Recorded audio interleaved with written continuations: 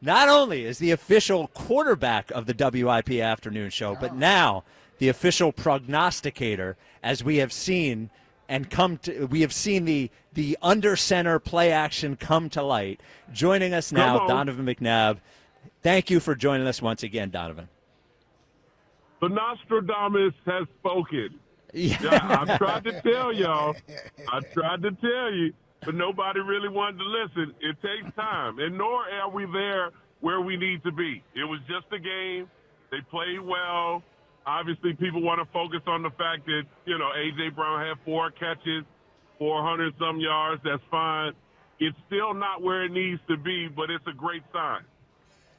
Hell, we're not focusing on A.J. We're focusing on number one. Under center. I don't know why you focusing on number one. I mean, the whole thing is you knew what number one can give you. Okay. The whole thing is, again. Talk that talk. I'm tired of everybody always focusing on the easy one to throw darts at. I mean, if you look at him statistically, he's putting up decent numbers and he's accurate and doing what he's supposed to do. It's about the play calling. I've seen a more aggressive attack by our play caller and being able to put guys in position. I told you, our best route runner is Devontae, which Devontae to me is our number one receiver, but we put everybody else in better position so that we can push it downfield. I would love to see us be able to run the football more and also run the screen game with Saquon. I think that's the strength of his that people are overlooking. But I was pleased by what I've seen with the ballot. I was pleased by what I've seen by our quarterback having an opportunity just to relax and just play football. And I've seen explosive plays. It's a great start. So let's start with the passing game, because from a passing standpoint, it was definitely one of Jalen's better games in his career. What did you see from him that he did particularly well yesterday that allowed them to be more effective passing the ball than they've been all year? Well, I mean, you can't get too much better by having a perfect passing rating. So I would say hold on. What you know about having a perfect passer rating? Oh, my bad. You did that too. You did that too. My bad. A lot of things that people overlook. People overlook it a little bit. The man had a perfect passing rate, so you might as well say that was his best performance of his career. But I've seen him being efficient. I've seen him going through his reads. I've seen him realizing he had much more time than expected. That's why he sent A.J. Brown down to take it deep, which led to a touchdown. I've seen him balance in the pocket. Now, was the timing crisp? No, it wasn't, but it was better. And it also it gave pause to calls a little bit for their defensive coordinator, which he has been doing a great job over there in Minnesota. So to be able to attack him and Brian Flores and also show him different things that I think he was questioning, it says a lot about our offense and the potential of what we can do. So you mentioned the running game. Now they ran it, but they still weren't running it particularly well, I think. So Correct. Is that Correct.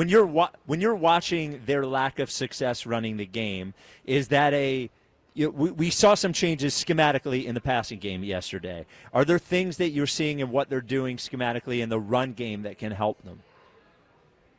I'm seeing that we're missing blocks.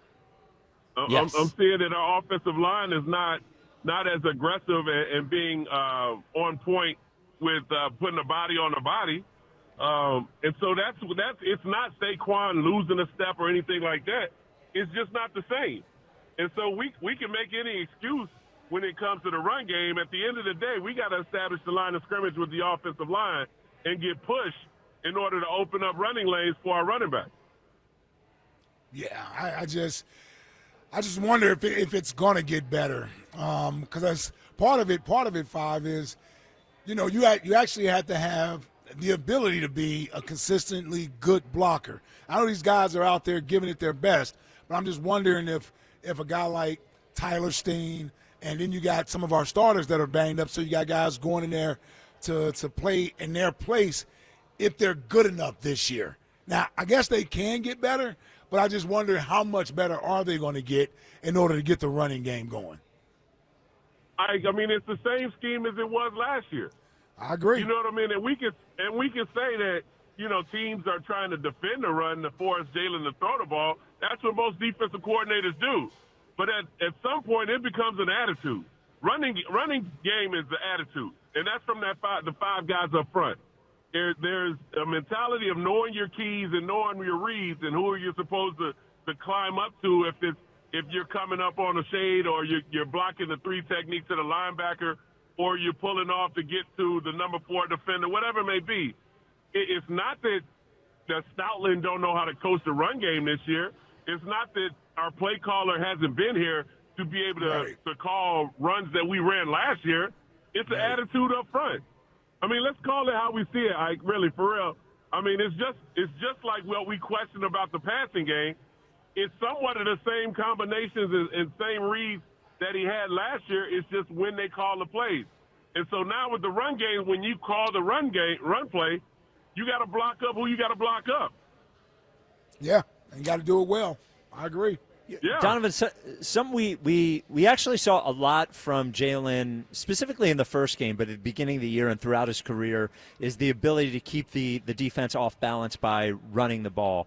He hasn't really done it at all over the last 3 or 4 games. Is that something you're seeing schematically that they're preventing him from doing? Is he injured? Like, is it a decision? When you're watching them play, are there opportunities you see for him to run and he's not doing it? Or why do you think he hasn't been as effective or even choosing to run the ball the way that he did at the beginning of the season? Same question that I got asked in my, 4th or 5th year in the league. You're developing as a passer, and there's no reason to take off and run when you have blocking. When you have the timing and being able to go through your reads and hit your check down, that's what a pocket passer does. Now, yeah, when you get some pressure and you got to move, he uses his legs the right way. But he's just not going to sit back and drop back and then take off. He's going through his reads, knowing he has time, and being able to deliver the football. I mean, you got to give credit when credit is due. And I think a lot of times when you have mobile quarterbacks, fans just get so used to you running the football, the first thing they say is, I wish he would just sit in the pocket and just throw. Now, all of a sudden, he's sitting in the pocket. The question comes up, well, when is he going to run? He just doesn't run anymore. It's being able to develop in an offense and be able to sit in the pocket knowing you have time and go through your reads correctly and get the ball to the open guy. Sometimes it may end up being a 8-yard completion to Dallas Goedert or possibly to Saquon. It might be a shot play like they had with AJ when he has time, send him downfield. It could be the deep ball that we connected on to Devontae. Now, that took some time. That wasn't something that was just 5-step balls gone. He may have hit 2 or 3 times to get it out there to Devontae. But you would say, forgetting about running when there is pressure, you would say, though, that in the NFL, at least now, a lot of the top quarterbacks do run more often as a part of the offense. And when you do it, you do give the defense something else to think about. So correct. Even if he is a better pocket passer, which we all wanted to see, his ability to run is an advantage if they do it. So I guess the question is more, why is that not there? Is it a decision or is the defense limiting him? Well, I mean, they do run read option. And so when you run the read option, you read your keys. If it's number 4 at the end of the line, it could be number 6, whatever it may be. Yet the read option with him and Saquon is still available. So he's going to run the football. But in the passing game, that's a lot different. Now, I mean, nobody says Matthew Stafford is a scrambling quarterback.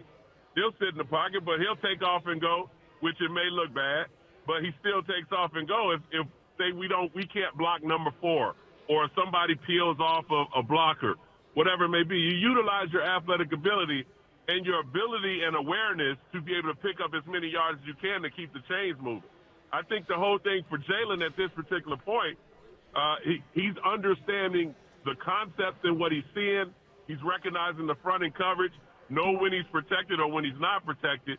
And you may not see him run as much, but believe me, when the time comes, he'll tuck it away and run. Listen, he played a perfect game yesterday. Absolutely. Only the third time in franchise history, I believe, it was a perfect game. He joined yourself and Nick Foles Nick Foles had, I think it was the 7-touchdown game that he had a perfect quarterback rating. I was joking with you earlier. Do you remember which game it was that you had the perfect quarterback rating in? What game was that? Absolutely not. You know, I got to pay attention to that stuff. hey, I couldn't even take. I thought you were joking at first. No, like, you did it. No, yeah. Hey, yeah. Man, so it was 07. Yeah, it was September 23rd, 07, and you did have a nearly perfect game on October 11th, 09, where your quarterback rating was 157.2. Oh, you did it in the Delaware-looking jerseys. Oh, was it the Detroit game? The Kevin Curtis game. Yeah, the throwback jerseys, yeah. Yeah. The worst uniforms in franchise really history. They were bad. Yeah, the worst uniforms in franchise history, for sure. I mean, we didn't get a chance to wear Kelly Green. At least I didn't. No, you know, I know, and I didn't even get a chance to wear that one, the yellow and blue ones. I missed that one. Yeah, the Rams right. jerseys. Yeah, you was in Atlanta, right? Yeah, well, I just retired. I retired that year. Yeah. Missed out on the 75th anniversary team. Yeah, but I ain't bitter. No, not at all. Yeah. So I mean, 2033 is not that far away. I missed out on the 75th anniversary team, but I ain't bitter. Well, a certain movie came out right around that time. We still got love, baby. We still got love. Yeah, I'm just saying. Yeah. I had to go up. I had to go up the road to Washington. They got me out of there, so that's a whole different story. Donovan, it was a tough game to figure for the defense. Now they were tight in the red zone. Only gave up a bunch of field goals, but gave up a lot of yards. What do you see? What did you see from the defense yesterday? I'm a little worried, to be honest with you. I know Jalen Carter was back, and I just we can look at it in the sense that they gave up a lot of yards, but it's hot and it's the plays and how it happened. We play against maybe a Rams team, and all of a sudden that's a different outcome. We play against teams that can move the ball and push it downfield with completions. Because really, to be honest, I mean, Carson missed a few guys that were open, and so I know we got some injuries in our secondary. I know it was a lot of mistakes, and I can kind of speak to that of the defense. Man. But just from watching it, there were just entirely too many mistakes. And just missed keys and missed reads on the defensive side that it could have been more explosive plays. But, hey, it's a bend but don't break kind of a defense, and I've always kind of thought that Vic Fangio's defense was more of that because it's not so much about pressure and playing man. He's a zone coverage kind of a coach, and it's kind of keep everything in front of you mentality, to me, if you ask me. So, Donovan, we've had a lot of, this conversation's been very friendly, but at this point we have to ask you something difficult because I don't think of Donovan McNabb, hot take artist or whatever, but when I saw you with Kay Adams last week saying that you thought Dak Prescott is the league MVP, what are we talking about? Yeah. He's playing well, but they're 3-3. Okay. And I mean, how is he the league over MVP over Baker? Yeah. Let me ask you this. Are we going by the win? Are we going by the team that's winning the most? Or are we going by the one who's playing the best? Who's playing better and winning more than Baker Mayfield at this point? Okay, are we going by who had to bring them back at the end to win? Because I said Baker Mayfield was number 2 to me. I know, number 2, though. Against the Commanders? Did you see Dak Prescott against the Commanders? I did. He's playing great. Okay. He's playing great. But the MVP can't be on a 500 team. Did you know that he hasn't had the same offensive line almost in every game the combination in every game pretty much? That's okay. Baker's been without his best receiver all year. Yeah, but we can also say Azubuike is pretty good. But they did it without him too. Come on, man. Dak. They were 2-3 when you said it. I understand you got your Philly underwear on. And he's got his Tampa Bay underwear. Yeah, I got my Baker underwear on. But also, too, who I'm added into that, I added Sam Darnold and added Daniel Jones, mentioned him and Jonathan Taylor. And then I said a dark horse right now that needs some love is Drake May. And so I for think sure. when you look at, and to be honest with you, nobody cares about mid-season grades. Everybody just focuses on at the end of the semester what that looks like. So, I mean, I just felt like Dak Prescott a guy that everybody seems to want to talk bad about because they are the Cowboys, needs a little bit of love and attention because he has been playing great. Yeah. Okay. All right. Ooh, glad that's over with. Still can't be 2-3 winning the MVP. All right, Donovan. Appreciate you as always. Big game against the Giants on Sunday going into the bye. And an opportunity to get a little revenge going to the bye 6-2. So we look forward to talking to you next week at the same time. Thanks as always, Donovan. That's my quarterback. Yes, sir. All right, Donovan.